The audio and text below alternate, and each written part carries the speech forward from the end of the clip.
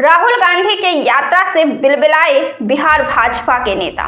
राहुल गांधी के बिहार दौरे की खबर सुनते ही मानो बिहार भाजपा के नेता को एक काम मिल गया है, राहुल गांधी को निशाने पर लेने का। यूं तो बिहार में भाजपा के कई चमकदार चेहरे हैं, जिसमें सम्राट चौधरी भी एक बड़े चेहरे हैं, लेकिन जब से नीतीश के सहायक बने हैं तब से भाजपा के आक्रामक नेता की छवि पर उन्होंने थोड़ा विराम लगा दिया है और वे भी नीतीश कुमार की तरह ही बयानबाजी करने लगे हैं। कई मौकों पर नीतीश कुमार को संभालते हुए भी नजर आते हैं। फिलहाल नीतीश कुमार के निशाने पर राष्ट्रीय जनता दल है और नीतीश कुमार जिस तरह हल्के अंदाज में लेकिन गंभीरता से राजद पर प्रहार करते हैं, सम्राट चौधरी भी उसी तरह के राह पर है।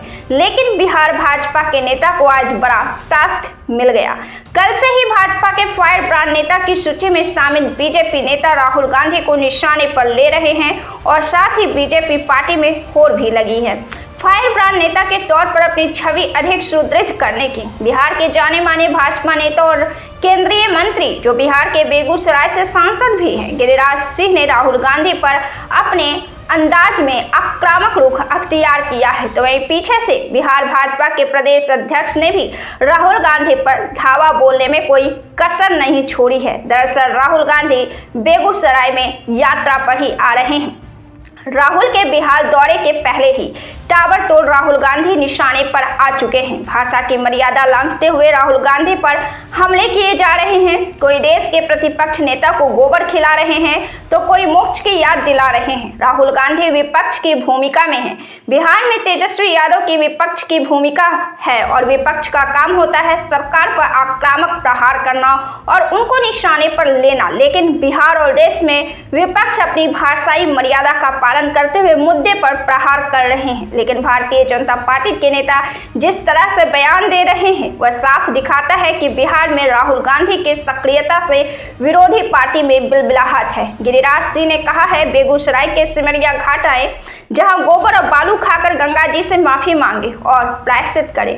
तो वहीं बिहार प्रदेश अध्यक्ष संजय जायसवाल ने कहा कि कांग्रेस को अब राजनीतिक मोक्ष की प्राप्ति होगी।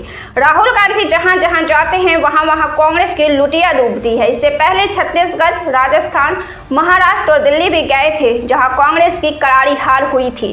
अब अंतिम दौर में बिहार आ रहे हैं। कांग्रेस को अब राजनीतिक मोक्ष की प्राप्ति तय है।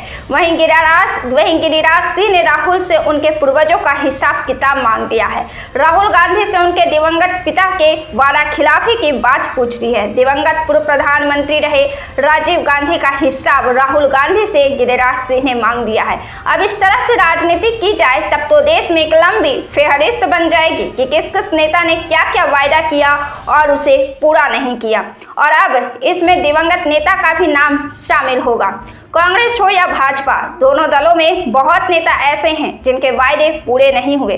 तो क्या और राजनीति में दिवंगत नेताओं पर हमले किए जाएंगे?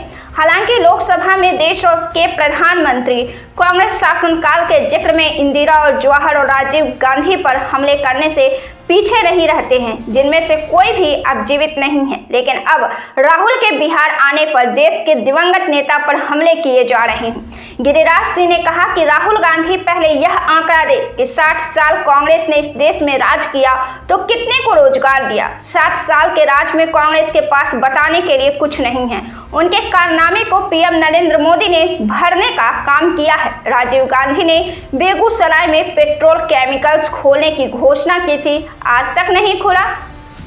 बिहार में मोदी जी ने न केवल बिहार का बल्कि पूरे देश का विकास किया है।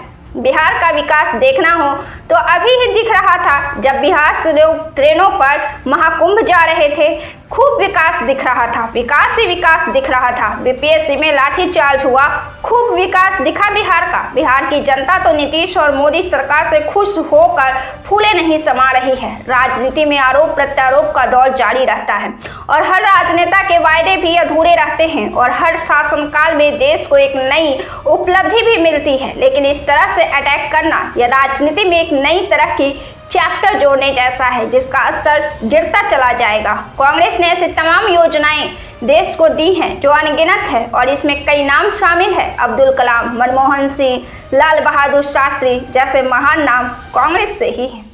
तो ऐसे ही बिहार और देश की तमाम पॉलिटिकल अपडेट से जुड़े रहने के लिए बने रहें हमारे साथ।